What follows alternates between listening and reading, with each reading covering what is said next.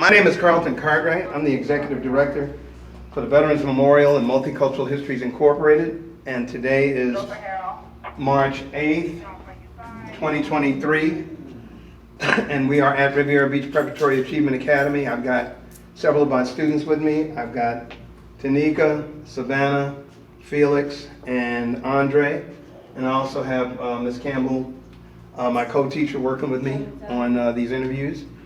And we just got past Black History Month, but I have already had a couple of people ask me, was this still not going to be pertinent? But I feel the same way that a lot of people feel that Black History Month should not just be 1 month. Shouldn't be, no. It shouldn't be just 2 months. It should be year-round, like world history is.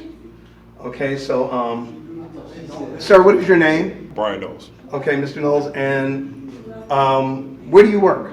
I work here in the school district of Palm Beach County. What is your background? What is your educational background? My educational background, I grew up right here in Riviera Beach, so I graduated high school from Suncoast High School.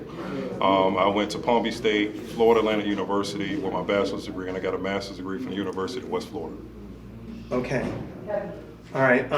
What led you to the school district? Why did you want to become a teacher? I wanted to be a solution for change.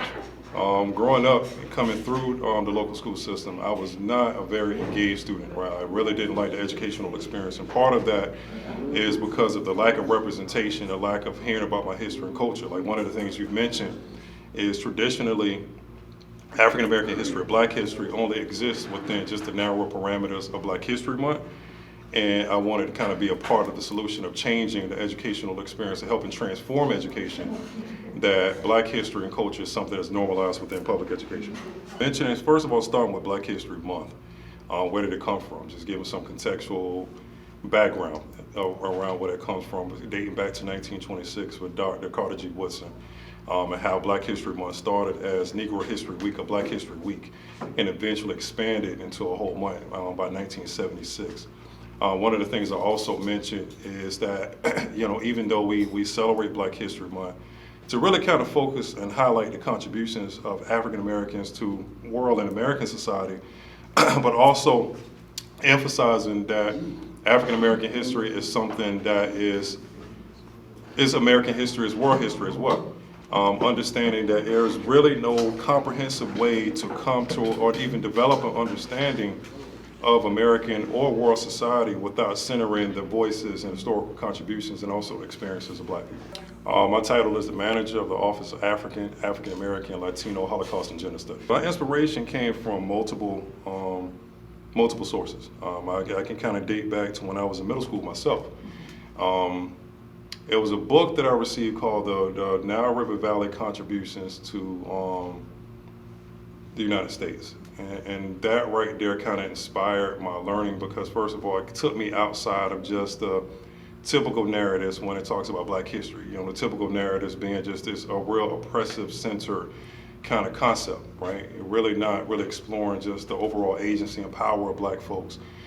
Just the whole concept that we just existed within slavery, and we made these awkward jumps into the civil rights movement, Dr. King, Rosa Parks, and almost as if our history kind of falls off a cliff after 1968. But having the exposure of ancient Africa and just the things that we have done in ancient Africa also kind of sparked my interest in just digging a little bit deeper within the topic. So as I dug deeper within the topic, it just peeled back so many layers of my history, and also it was completely correlated with my identity as well. Do you know anyone, or are you reliving any traumatic events, domestic violence, drive-by students, or anything in that sort of matter? Unfortunately, yes, and that's kind of one of the things that kind of follows the experience of most Black people in this country, is that we do deal with trauma, because there's a lot of trauma associated with just our overall history and experience here in America.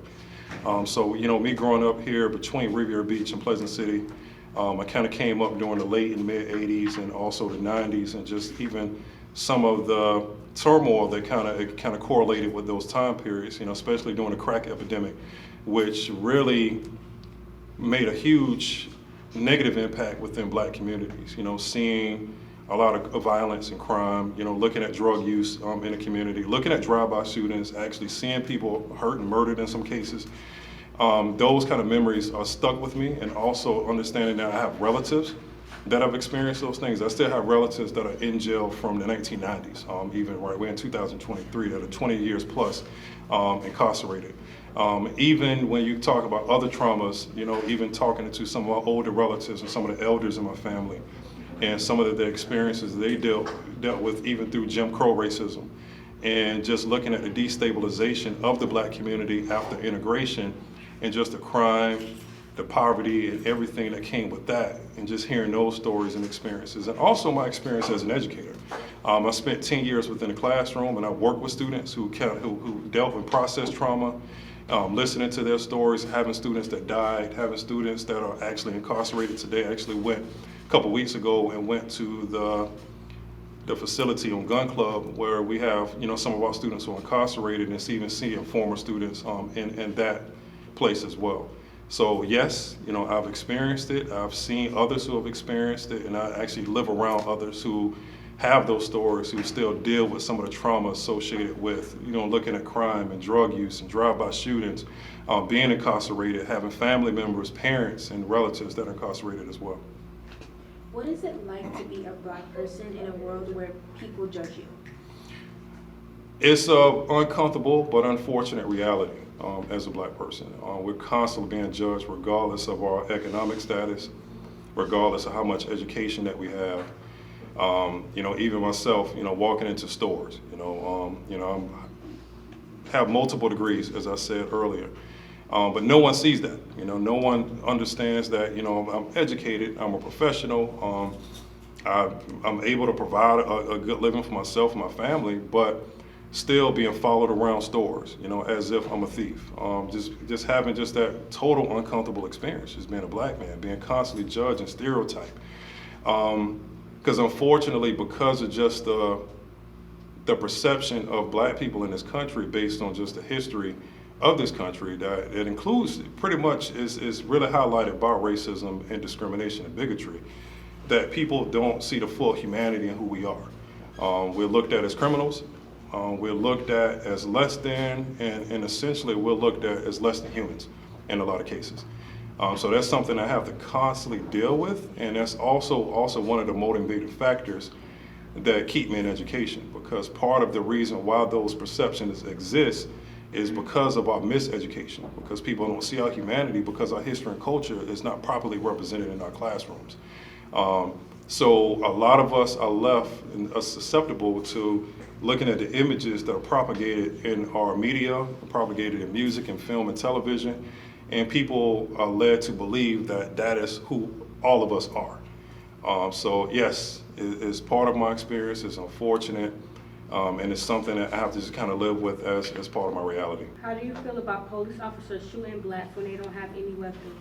It kind of goes back of our lack of humanity according to people's perception of us, right? Just the perspective that people have of Black people, right? And I want to kind of go back to even part of that question. We said Black on Black crime. There is really no such thing as Black on Black crime, right? That is something that people just kind of, that's one of those narratives, right? People are usually going to commit crimes with whoever they live around, within proximity, right? So there's a such thing as white on white crime, Asian against Asian crime, or just wherever it is, right? Poor people against poor people crime. But usually when it comes to Black people who live in Black communities, who are unfortunately going to commit crimes against each other, because especially in areas of concentrated poverty, there's a narrative that is usually uplifted as if Black and Black crime is a unique issue only within Black communities, right? That's an issue within all communities where people live in proximity of each other. We're looked at as predators, we're looked at as inhuman to an extent. So people have almost a natural fear. I'm not going to say a natural fear, but more of a fear that's created by those stereotypes of Black people. So, as a police officer who is not trained in any kind of racial sensitivity or understanding of people that they're really kind of assigned to institute to protect, they almost have this perception that they have to protect themselves against us when there's no imminent danger of being around Black folks. So the automatic response is usually if they come in contact with black folks and they have these preconceived notions already, is to protect themselves, which unfortunately ends in killing the black people who are unarmed, and it's just really uncalled for. In the next 10 years, do you think that us as people can stop it? There is going to take a lot of things to create that change, and just unfortunately, especially surrounding some of the state laws, when we're talking about implicit biases and the biases that people have, and even state legislation that really tries to quell even the conversations about race, is unfortunately going to be counterproductive of creating that change. Again, I think people have these ideas because we're not uneducated about each other. We don't fully understand each other's experiences. We don't understand each other's perspectives, because we're not being able to address that authentically within education. But if we take away that, right, we're going to further perpetuate the ideas that we're dealing with and some of the evils that we're dealing with police officers and police brutality, specifically against black people. I could have some optimism if our community was able to pull together and be able to become more self-reliant and self-sufficient. I think one of the issues that we're having within our communities is that, first of all, we're not really addressing the gravity of the situation by really coming together in some solidarity to create solutions, but we're complaining about it or just lack of even taking any action against it. Our legislation keeps pushing forward and the laws keep getting more egregious and they're getting further and further. And I don't think that we as a community, and I say we as a community, I'm not specifically talking about black people, I'm talking about a community as whole, as residents of the state of Florida, are having difficult conversations to understand both sides of issues. And this lack of coming together is going to further deepen the situation that we're in right now. So my optimism is not high because I don't see opposite sides of the political spectrum, or if you're progressive or liberal or whatever it is, coming together and having peaceful dissent about issues and having this conversation in a way that's productive to at least understand each other so we can come to a middle ground to create the solutions to improve the outcomes that we need in the future. I'm going to say that the economic situation is really one of the big underlying issues that we have within the community, right? A lot of people kind of put education first, but education is a huge critical part of it. But it's the economics, right? Even when you back to some of the earlier questions when it comes to crime is usually going to correlate with poverty, right? People don't commit crimes because it's fun to do, generally speaking. Right? But for the most part, people commit crimes out of desperation, right? Out of survival in some cases. So unless we start really providing jobs, adequate jobs and housing for people, then adequate education for people, that we're going to constantly see a spiraling of some of the issues that we have, right? That's going to be the bottom line, is putting people in a position to be able to provide for them, for their families, and also allowing their families to get adequate education. How do you feel about the officers who target individuals for suspicion based on race or national origin? It's awful to target anybody specifically around race, ethnicity, gender, whatever that surface level predictor is to address that, right? And again, that's something that we're going to have to really fix through having difficult conversations and also fix through our educational system. Until then, we're going to continue to see these issues of, people of color, minoritized communities being targeted for crimes that didn't commit, or even crimes that are committed when the punitive measures are a lot bigger than the actual crime committed itself, right? In addition to that, not only should we just incarcerate people, but we should find ways to address the needs of people, right? And that goes back to the previous question of the economic needs of people, and even some of the psychological and mental health services that people need within poor communities, right? And even if you look at other situations, lately, one of the things that I mentioned, even growing up, looking at the crack 80s and looking at during the crack epidemic, when you have segments of our community that were hooked on crack cocaine, and how the government response was to incarcerate people and give them massive punishments. Jail sentencing were disproportionate during that time in comparison to other communities and other drug usage. And which is an issue, right? Which is disproportionate, is racist in its purest form. But we fast forward and you see drugs that were used predominantly by white communities, and the response by government was not to incarcerate these people, but it was to provide those mental health services and rehab services to those people, right? So I think what it is not to just punish us and incarcerate us, but also find the root to those problems and find other solutions besides just sending people to jail. Critical race theory. What is your opinion on CRT? It is something that is not taught in schools and never has been. Critical race theory is a concept that is usually kind of reserved for those who are studying law in upper universities, right? Critical race theory is the idea that our legal system is embedded with racist practices. History tells us that this could be true. It suggests that it could be true, but that is something responsible for those who are pursuing careers in law. Not law enforcement, but attorneys and et cetera. So my opinion of it is that this is something that is being weaponized against public education, as if for me to talk about Jim Crow racism or some of the unfortunate or downtrodden parts of our history, or just the dark parts of our history, is not critical race theory, right? It's actually our history, things that actually happened. So critical race theory is just, like I say, that concept, but it's not a concept that's taught in public education, as it's usually kind of lifted up in our media today.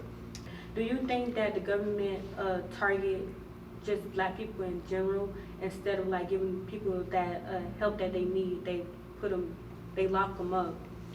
I would say that poor communities were targeted specifically, and because of just some of the unfortunate parts of our past as a country, a lot of those poor people are usually going to be darker people, which includes the black community, right? So it may not have been a concerted effort against the black community, but it was definitely a concerted effort to villainize and demonize poor communities in this country. Good question, right? I'm a solution-oriented person, right? I think one of the solutions is, if I'm going to speak specifically for the black community, Okay. right, is us putting aside our differences, which are usually just petty differences that we have, right? Have one goal in mind, of uplifting our community. First of all, let's come together, uplift our community, and become more self-reliant within our communities, do for ourselves.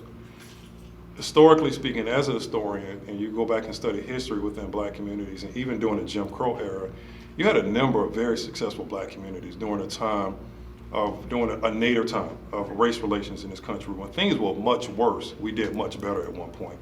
And we did much better because we were able to come together as a community and rely upon ourselves to create our own solutions versus searching solutions and people from the outside to come in as saviors in our community.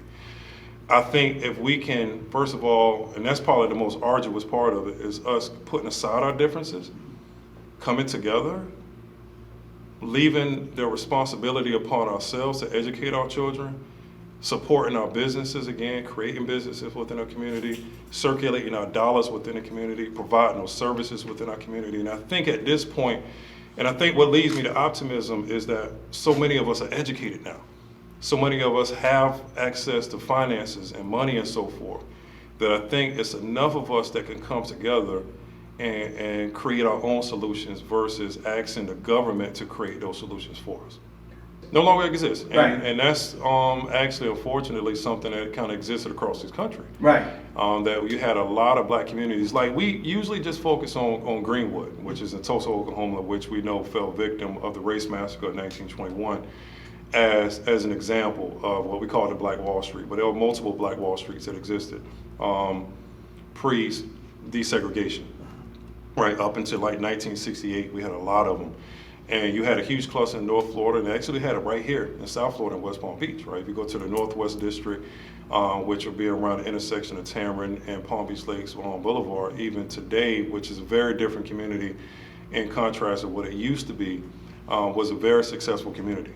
Right, when you're talking about communities saturated with black-owned businesses, when people supported those businesses and doctors and attorneys, and architects that actually live within that community who were black people at one point, right? So this is a common story that existed. Unfortunately, you know, as we know, the race massacre of 1921 was one of many occurrences of communities being destroyed. Like you said, Rosewood, for example. Even if you ever heard of Oscarville in Georgia, which literally is inundated by Lake Lanier in northern Georgia right now today. We know the same thing in Wilmington, North Carolina, and other communities across this country, which were destroyed in some cases. And if it wasn't intentionally destroyed, some survive not in their former state. And if they don't survive, they were completely destabilized when black people were allowed to move outside of their communities, right? So when we were allowed to integrate and move into other communities, we left our communities, right? Especially those black professionals who were the stabilizing figures in the community.